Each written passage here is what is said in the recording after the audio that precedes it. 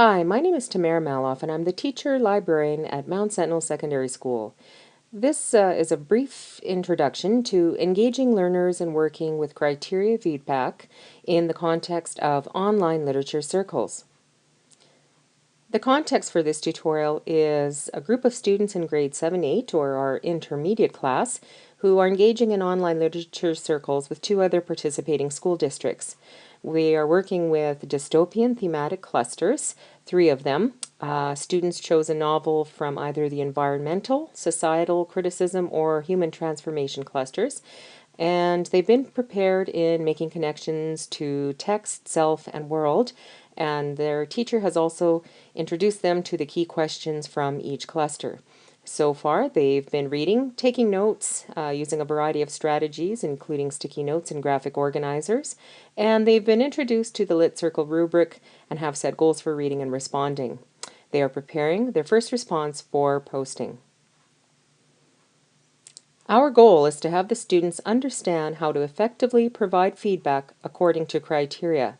And the task today, which takes about 45 minutes, is to have students engage in developing criteria and providing feedback to anonymous student posts according to the communicating strand from our Literature Circle rubric. In preparation for the session, we have photocopies of the Literature Circle rubric, and we have prepared 3 anonymous posts and photocopied enough for a class set. So the first thing that we've done is ask students to take out their draft responses and review them. And we've asked them then what makes a powerful, rich response, and gave them a minute or two to think about that. Then we had them partner talk, and at that point we solicited responses and wrote them on the chalkboard. Then we asked students to weigh in and prioritize what's key. So for example, students offered up rich vocabulary, powerful sentences, of course connections to self, text, and world, the structure itself, such as format for paragraphs, introductions, body and conclusion, and using quotes for text. Many of the students cited what makes a good post is having good grammar, but we asked them to also consider what makes a post rich or literature response rich. Would it be more powerful to have a strong idea or grammar, and how they would prioritize that? So we had students go through that exercise. In the second part, we then handed out 3 anonymous student exemplars, numbered 1, 2, and 3, to the students. Ideally, the students would be seated in triads.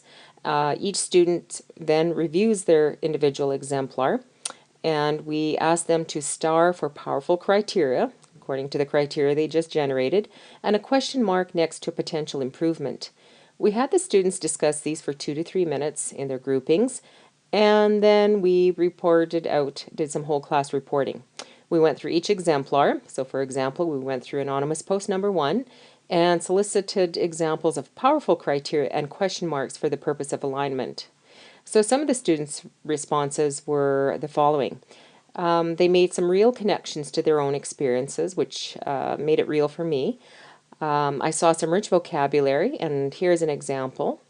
The quote they used made sense to back up their idea, and so forth.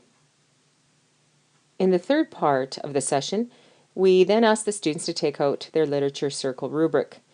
We asked them to address a single strand, in particular communicating, and then we asked the students to think about the criteria that they generated in comparison to this rubric strand, and asked them to focus most importantly on supported examples, which they indeed did weigh in as being critical, creative insightful responses, and reasoned arguments as part of the strand.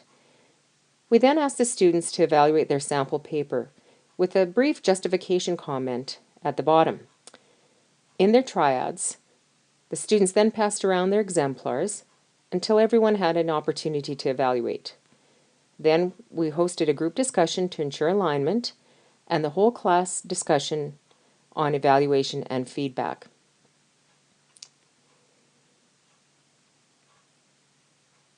Here is an example of our rubric strand.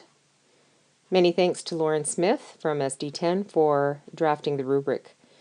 We would also like you to notice that the rubric was articulated into student-friendly language for students in grades 7 to 9.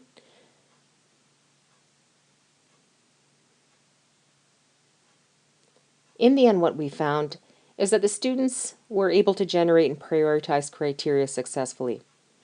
Some students evaluated the papers with a low mark because they couldn't write that well or didn't understand what was written. So we needed to have a discussion in terms of measuring the evaluation against criteria, not against their own expectations. Peer conversations ensured that other students were aligned their evaluations more accurately.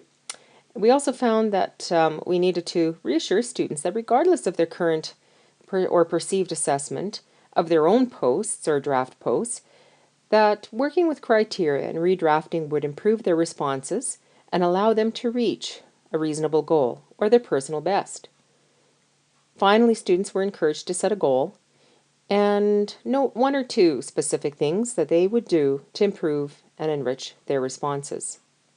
In the next class, they would then refine their original responses against the rubric and do a peer assessment before posting to the online literature circle.